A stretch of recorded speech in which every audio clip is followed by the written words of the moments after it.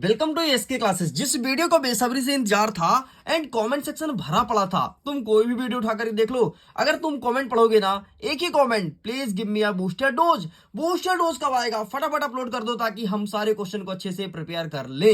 तो फाइनली आपके सामने बूस्टर डोज आ चुका है। आपके एग्जाम में यही बूस्टर डोज तबाही मचाएगा, ये बात मैं गारंटी के साथ कहता हूं और डंकी के चोट पे कहता हूं। लेकिन बहुत सारे बच्चे मेरे से पूछते हैं, हु इज बूस्टर डोज, आखिरकार क्या है ये बूस्टर डोज और इतना डिमांड क्यों। आज मेरे से कुछ बच्चे मिले थे क्लास 10th के, बोले भैया मैं आपके चैनल में अभी जुड़ा हूं, ये बूस्टर डोज है क्या, लोग इतना डिमांड क्यों करते हैं, क्या आपका नाम है बूस्टर डोज। अरे मैं बोला भगवान मेरा नाम नहीं है, एक वीडियो है जिसमें एग्जाम को पूरा हैक किया जाता है बकायदे, और वहां से 100% पिछले 2 साल से लगातार क्वेश्चन देखने को मिलता है, वही है बूस्टर डोज। तो फाइनली बूस्टर डोज आ चुका है। बूस्टर डोज का एक और खासियत सुन लो, अगर तुम्हारा 40% आना होगा आज के पेपर में, ठीक है, और अगर आपने इस बूस्टर डोज को अच्छे से पढ़ लिया तो ग्राफ आपका ऐसे बढ़ेगा एंड ये जाकर के टिकेगा 80% में, 70% में। अगर तुम ऑलरेडी 60-70 पे खड़े हो तो ज्यादा ग्राफ नहीं बढ़ेगा, बल्कि थोड़ा सा बढ़ेगा और जाकर के 75 तक पहुंचेगा। अगर तुम 75 में खड़े हो तो जाकर के ये पहुंचेगा 80 तक, और अगर तुम ऑलरेडी 80 में खड़े हो तो डेफिनेटली ये ग्राफ 82 तक जाएगा और यहां पर जाकर के ग्राफ थम जाने वाला है। तो ये है बूस्टर डोज। तो फटाफट हम सारे क्वेश्चंस को कवर अप करते हैं। हमारा पहला प्रश्न कहता है कि बीमीय विश्लेषण की सीमाएं बताना है, तो मतलब बीमीय विश्लेषण से प्रश्न आ रहा है सभी सेटों के लिए। नेक्स्ट, सदिश से संबंधित एक प्रश्न आएगा, अलग अलग सेटों में अलग अलग आएगा, ध्यान सुन लो। सदिश का कुछ मान दिया रहेगा, कुछ दूसरा मान दिया रहेगा और बोलेगा पी का वैल्यू फाइंड करो, या फिर आप इन दोनों को सॉल्व करो। ये वाला क्वेश्चन आएगा, अलग अलग सेटों में अलग अलग आएगा, ध्यान सुन लो, ठीक है। बाकी क्वेश्चन का तरीका पैटर्न यही रहेगा, वैल्यू यहां पर चेंज होगा बस, जैसे गणितीय मान चेंज होता है, अब तो तुम बड़े हो जानते हो। नेक्स्ट, तीसरा नंबर कहता है तोप या बंदूक के प्रतिरक्षी वेग के व्यंजक निकाल लिए। तोप या बंदूक का, ठीक है, जो बंदूक चलेगी, एक गाना बना है ना, बंदूक चलेगी तेरी बंदूक चलेगी, बस उसी का तुमको प्रतिरक्षी वेग और व्यंजक फाइंड करना है। नेक्स्ट कहता है रोलर, रोलर तो देखे होगे, रोलर को धकेलने की अपेक्षा खींचना आसान है, क्यों, क्यों हमें रोलर खींचना ज्यादा पसंद है धकेलने की अपेक्षा। अरे रोलर मतलब रोड रोलर की बात कर रहा है। नेक्स्ट कह रहा है जी और जी में संबंध, मतलब गुरुत्वीय त्वरण, सॉरी गुरुत्वीय त्वरण एक हो गया आपका गुरुत्वाकर्षण, ठीक है, इसमें संबंध बताना है। एंड द्रव्यमान और भार में अंतर, ठीक है। नेक्स्ट कहता है ऊष्मा और ताप में अंतर, ये सारे अंतर पढ़ लेना। नेक्स्ट कहता है 7वां नंबर, न्यूटन का शीतलन का नियम कहीं कहीं पूछा है, इसकी व्याख्या है, कहीं कहीं पूछा है, इसका निगमन कीजिए। मतलब न्यूटन का शीतलन नियम तुमको पता होना चाहिए, अगर ये पता है तो डेफिनेटली तुम बूस्टअप करोगे। भाई ये है बूस्टर डोज, समझ गए। ऐसे होता है एग्जाम हैक, और इसीलिए बूस्टर डोज से बहुत सारे क्वेश्चन, भर भर के क्वेश्चन एग्जाम में देखने को मिलता है। आगे बढ़ते हैं। 8वां नंबर कह रहा है कि गैस के अणुगतिक सिद्धांत क्या है। गैस के अणुगतिक सिद्धांत, अब गैस में कोई भी गैस हो सकता है, उसी के अणुगतिक मतलब वो गति किस प्रकार से करती है। नेक्स्ट कहता है सरल आवृत्ति गति किसे कहते हैं और इसकी विशेषता बताइए, ठीक है। ये 2 नंबर का प्रश्न है, सरल आवृत्ति गति पूछेगा या फिर पूछ लेगा सरल आवृत्ति गति किसे कहते हैं विशेषता, 3 नंबर में पूछेगा, या पूछेगा सरल आवृत्ति गति की विशेषता बताइए, ध्यान सुन लो। नेक्स्ट कहता है 10वां नंबर, किसी माध्यम में ध्वनि का चाल यदि v माध्यम का वेग p एवं घनत्व d पर निर्भर करता है तो बीमीय विश्लेषण के आधार पर चाल का सूत्र व्युत्पन्न करना है, मतलब सूत्र निकालना है। नेक्स्ट कहता है कार्य ऊर्जा प्रमेय को परिभाषित करो, ठीक है। नेक्स्ट कहता है कार्य ऊर्जा प्रमेय को सिद्ध करो, ठीक। तो ये क्वेश्चन देखने को मिलेगा, किसी में आएगा परिभाषित करने के लिए, किसी में आएगा सिद्ध करने के लिए, लेकिन ये क्वेश्चन आ रहा है। आगे बढ़ते हैं, कोणीय वेग और आपके रेखीय वेग में संबंध, ठीक है, कोणीय वेग और रेखीय वेग में संबंध, ठीक है, इसमें आपको संबंध बताना पड़ेगा।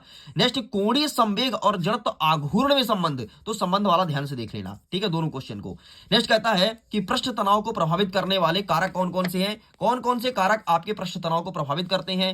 नेक्स्ट कह रहा है गति के समीकरण लिखो तथा ग्राफीय विधि से सिद्ध करो। अब गति का कौन समीकरण है, तो केवल गति का दूसरा समीकरण आएगा, ठीक है, केवल दूसरा समीकरण, दूसरा और तीसरा, पहला समीकरण नहीं आता, दूसरा और तीसरा, तो गति का समीकरण लिखो, मतलब आपको गति का तीनों समीकरण लिखना है इसमें, ठीक है, क्योंकि इसमें ये नहीं बोला गति का दूसरा समीकरण लिखो, पर चले तुम ओवर शेयरिंग दूसरा बस लिखकर चले आओ, नंबर कट जाए, फिर बोलो सर क्वेश्चन तो आया था, हमने लिख के भी आया था, आपने पढ़ाया भी था, लेकिन हमारे नंबर कम क्यों, ये रीजन हो सकता है नंबर कम होने का। एंड ग्राफी विधि, तो इसे कई सारे मेथड है, अलग अलग एग्जाम में अलग अलग मेथड आएगा, किसी में पूछेगा ग्राफी है तो किसी में एक और कोई मेथड है यार, हाँ, व्यंजक ज्ञात करने का, मैं उसका नाम भूल रहा हूं, वो वाला देखने को मिलेगा। नेक्स्ट आगे बढ़ते हैं, वृत्तीय गति किसे कहते हैं, अरे एक सर्कल में घूमो इसे कहते हैं वृत्तीय गति, मौत को कुआं देखे होगे, ठीक है। एक समान वृत्तीय गति के अभिकेंद्र त्वरण का सूत्र सिद्ध करना है। 17 नंबर कहता है कि ऊष्मा चालकता गुणांक किसे कहते हैं, इसका सूत्र व्युत्पन्न करो। ऊष्मा चालकता गुणांक, पहले सबसे पहले इसका डेफिनेशन देख लो अच्छे से। चलो इस प्रकार से यहां तक कंप्लीट होता है। आगे क्वेश्चन देखो, आगे नेक्स्ट 18 नंबर कहता है कि शून्य सदिश किसे कहते हैं, इसको परिभाषित करना है। 19 नंबर कहता है कि आवेग क्या है और या फिर संवेग संरक्षण का नियम। ठीक है, आवेग क्या है केवल परिभाषित करना है 2 नंबर में, और संवेग संरक्षण का नियम क्या होता है ये भी प्रश्न है आपके 2 नंबर का। नेक्स्ट कहता है ऊष्मागतिकी का प्रथम नियम। ठीक है, यहां पर आपको देखना है ऊष्मागतिकी का द्वितीय नियम। ठीक, द्वितीय नियम, पहला और दूसरा नियम दोनों अच्छे से देख के चले जाना, कुछ सेटों में पहला आ रहा है, कुछ सेटों में दूसरा आ रहा है। आगे बढ़ते हैं, बल आघूर्ण और जड़त्व आघूर्ण एवं कोणीय त्वरण में संबंध। कोणीय त्वरण नहीं पूछ रहा है, ध्यान सुन लो, बल आघूर्ण और जड़त्व आघूर्ण ये दोनों पूछ रहा है। ठीक है, तो दोनों को अच्छे से कर लेना, अच्छे से कर लेना मतलब कर ही लेना, तभी जाकर के एग्जाम में फायर करोगे। आगे बढ़ते हैं नेक्स्ट, अनुप्रस्थ तरंग और अंधर तरंग में अंतर। ठीक है, कितने अंतर, कोई 3 अंतर याद करना है। नेक्स्ट कहता है सरल लोलक क्या है, इसका व्यंजक निकालना है, टी बराबर 2 पाई 1 अंडर रूट 1 बटे जी। सरल लोलक का व्यंजक अच्छे से पढ़ लेना भाई साहब। नेक्स्ट कहता है रेखीय प्रसार गुणांक और क्षेत्रीय प्रसार गुणांक। क्या कहता है, रेखीय प्रसार गुणांक और क्षेत्रीय प्रसार गुणांक में संबंध स्थापित कीजिए या फिर अंतर। ये क्वेश्चन आपके एग्जाम में देखने को मिलेगा। अच्छा सुनो, अगर तुमको बूस्टर डोज का पीडीएफ चाहिए ना, तो लिंक डिस्क्रिप्शन बॉक्स में जाकर के डाउनलोड कर लो। बूस्टर डोज में टेलीग्राम पर नहीं भेज सकता क्योंकि वायरल हो जाता है, और बहुत से यूट्यूब चैनल वाले इस बूस्टर डोज को पैसे लेकर के सेल करते हैं। ऐसा केसेस पिछले कई सालों से देखने को मिल रहा है। मतलब पिछले साल हुआ था क्लास 10 का बूस्टर डोज, बोर्ड एग्जाम के दिन जब मेरा बूस्टर डोज अपलोड होता था मॉर्निंग में 4 बजे, तो बहुत से यूट्यूब चैनल वाले सेल करते थे। आप स्वयं मुझे बताते थे कि सर देखो ये पैसे में बेच रहा है आपको बूस्टर डोज, है ना, इसलिए मैं इसको शेयर नहीं कर सकता। तो प्लीज डाउनलोड कर लेना, डाउनलोड करोगे वहां पर वाटरमार्क वगैरह लगा मिलेगा एंड कोई उसको हैक नहीं कर पाएगा। नेक्स्ट कहता है कि घर्षण से लाभ और हानि, घर्षण क्या है सबसे पहले देख लेना, और घर्षण से लाभ 2 नंबर का प्रश्न, घर्षण से हानि 2 नंबर का प्रश्न। इस प्रकार से मार्किंग होने वाला है, या फिर आपके एग्जाम में केवल पूछे घर्षण के लाभ या फिर हानि पूछेगा, लेकिन क्वेश्चन आ रहा है। नेक्स्ट कहता है कि गतिज ऊर्जा समीकरण से क्या तात्पर्य है, या फिर गतिज ऊर्जा से आप क्या समझते हैं। प्रक्षेप का परवलयाकार गति क्या होता है समझाइए, यह सूत्र का निगमन कीजिए। 3 या 4 नंबर का प्रश्न आने वाला है। प्रक्षेप का परवलयाकार, अरे इस प्रकार चलता है ना, याद होगा तो तुम्हें चित्र।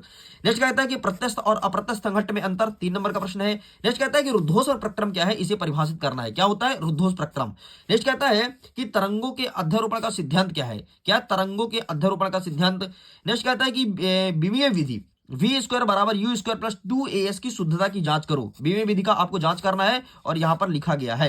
नेक्स्ट कहता है 32 नंबर बर्नौली का प्रमेय सिद्ध करना है, एंड 33 नंबर कहता है कि प्रगामी और अप्रगामी तरंगों में अंतर लिखो। इस प्रकार से 7 मिनट में पूरा बूस्टर डोज कंप्लीट कर दिया हूं। बहुत स्पीड में कवर किया हूं क्योंकि मुझे पता है समय बहुत कम है, and I am really so sorry, थोड़ी मैं लेट हूं। लेट होने कई सारे रीजन हो सकते हैं, या फिर समझो बूस्टर डोज के कुछ क्वेश्चंस नहीं आए होंगे, या फिर कुछ वो तुम छोड़ो सब, लेकिन फाइनली आ चुका है। फटाफट फायर करो, सारे प्रश्न को अच्छे से प्रिपेयर कर लो अगर तुम आज के एग्जाम में टॉप करना चाहते हो तो। मैं वीडियो एंड करता हूं। Thanks for watching, bye bye.